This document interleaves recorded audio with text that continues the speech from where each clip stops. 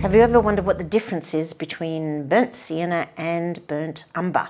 So today we're going to look at exactly what makes the difference. They're both browns. I've got two different brands, but they're both quality brands, so the colour will be quite true. The first thing I'm going to do is record with a waterproof pen details. So this is Holbein, it's burnt sienna, and on the packet you'll find whether it's transparent or not. This one says it's semi-transparent. So by looking at the packets of the two brands, you can get information already about how to mix it up, particularly from Burnt Umber, because I've written Winsor & Newton Burnt Umber. There's a little square there to indicate that it's transparent, so that's a plus for any watercolor colour. Series 1, this is Series A, so that's the same in those two brands. It means it's not an expensive pigment. And this Burnt Umber by Winsor & Newton is made up of PBR 7, so Pigment Brown 7, PR 101, so Pigment Red 101, and Pigment Yellow 42. So it tells you, get a bit of brown, get a bit of red, get a bit of yellow, and you will get a burnt umber. From burnt sienna, we don't get that information. We get that there is a pure pigment, and it's Pigment Brown 7. So they've made a particular pigment for burnt sienna, whereas this burnt umber is a mixture of pigments. And sometimes they mix pigments on purpose to separate, and sometimes they mix them so that they remain combined. Okay, so let's swatch it out. Do you love opening a brand new tube of paint? Oh, find that deeply satisfying. This is a really old tube. Got a flat brush, and I'm going to swatch out the burnt umber, paint over my writing to confirm whether or not it is, as the packet says, transparent. And it looks beautifully transparent, in fact. Wash that off, double wash it. Let's get some burnt sienna going. And the packet indicated that it is semi-transparent. So I'm painting it out with a similar amount of water. I prefer the redness of burnt sienna. And really, I'm totally telling you there the huge difference between burnt sienna and burnt umber. Burnt umber has more yellow, burnt sienna has more red. So if that's all you wanted to know, you can click away now. But if you want to know how to make up some burnt sienna, I'll put a link to that video.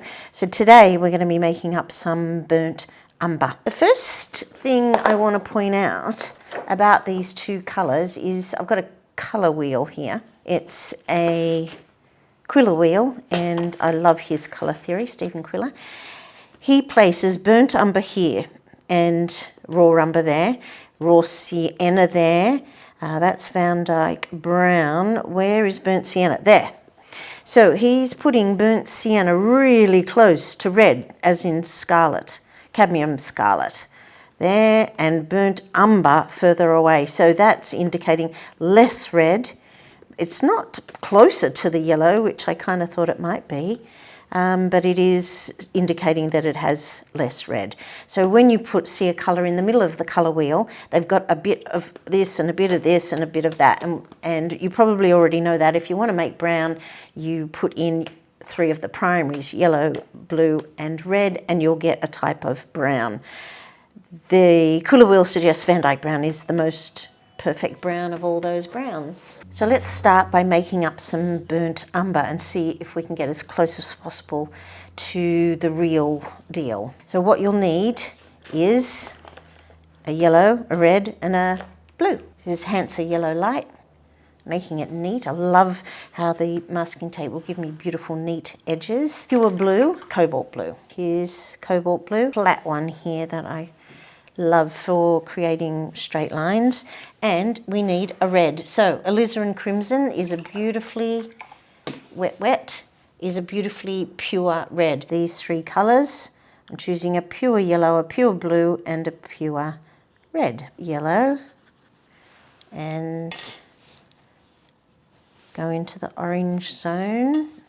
Go back to yellow, I want orange. Once I've got orange, I can add a bit of blue. I'm going to start with a little bit of blue, using my yellow brush there. You can see that I instantly get a brown, but it's quite a khaki brown, isn't it? It's not as beautiful as Burnt Umber. Let's add a little more red. Too much red. Counteract that with a bit of blue. And mix that together. Getting closer now. Oh yeah, look at that. Lovely. It's looking a little purplish. Just wash off my brush and extend it out just a bit more, because this tone is darker than that, so it's harder to compare. Get rid of the excess water. Let's swatch it out to a lighter colour.